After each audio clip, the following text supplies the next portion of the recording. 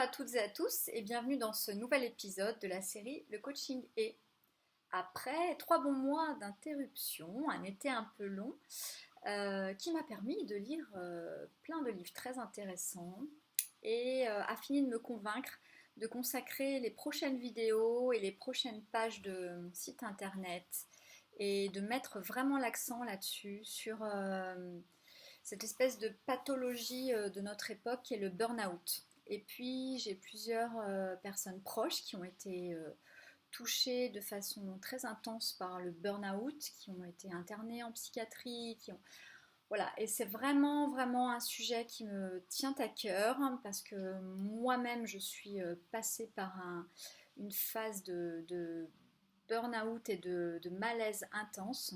Et je trouve ça tellement important de pouvoir en parler, de partager, de comprendre ce qui se passe, de comprendre d'où ça vient, quel est le processus, par quelles étapes on passe, pourquoi on est dans cet état et de quoi on a besoin. Et de comprendre aussi d'où vient ce terme, parce que c'est un terme qui est assez récent. Et comprendre l'origine de ce terme est vraiment, vraiment passionnant et permet de comprendre que le burn-out, c'est aussi comme une mue, comme une phase de transformation. C'est-à-dire qu'il y a un moment où la vie qu'on a, la vie qu'on mène ne nous convient plus.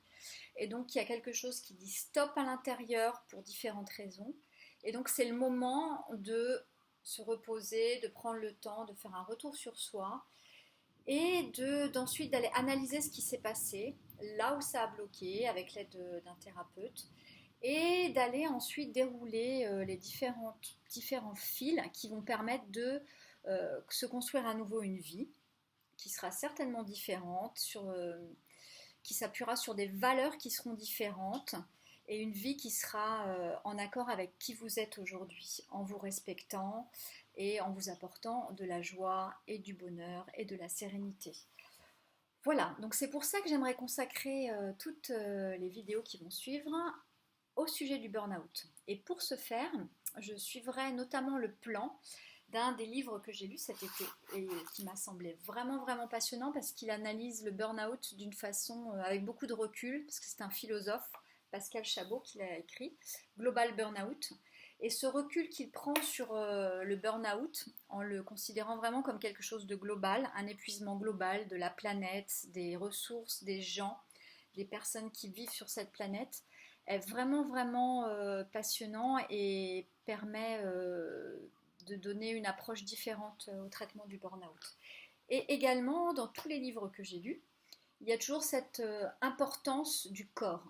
C'est-à-dire qu'à un moment, on s'est coupé de son corps, on n'a pas écouté ce qu'il disait, on a mis de côté parce qu'il y avait des priorités qui nous semblaient plus importantes.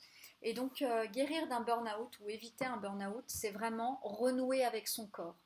Apprendre à l'écouter, apprendre à le respecter, apprendre à nouveau peut-être à respirer, à se poser, à contempler, à vibrer dans la nature, à sentir à nouveau la terre sous ses pieds, à laisser son corps s'épanouir et vivre pleinement.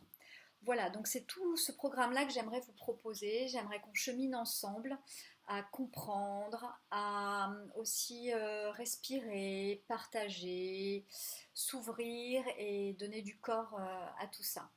Voilà, et pour commencer, comme je vais suivre le plan de Pascal Chabot, je vais vous lire quelques lignes extraites de l'introduction du livre de Pascal Chabot.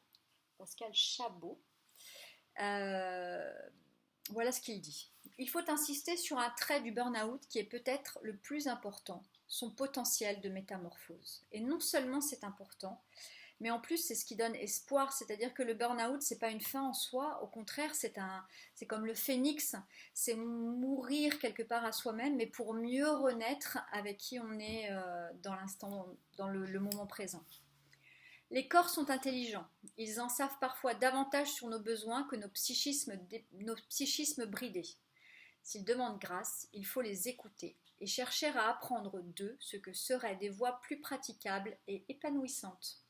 La question du sens, ça c'est vraiment important, la question du sens, longuement tue, refait alors surface avec toute la vigueur d'une requête insistante qu'on a pu étouffer. Qu'est-ce qui importe vraiment ? Où est le centre ? Quelle est la valeur de cette vie? L'œuvre noire du burn-out est souvent douloureuse à traverser, mais si elle a pu engendrer ces questions et donner le courage de les considérer sans concession, elle n'aura pas été vaine. Face à cette pathologie de la civilisation postmoderne, la prise en compte des limites de l'humain est urgente. Aucun système n'est tolérable s'il les bafoue ou ruse avec elles pour mieux exploiter. À chaque époque, l'humanisme doit modifier ses combats.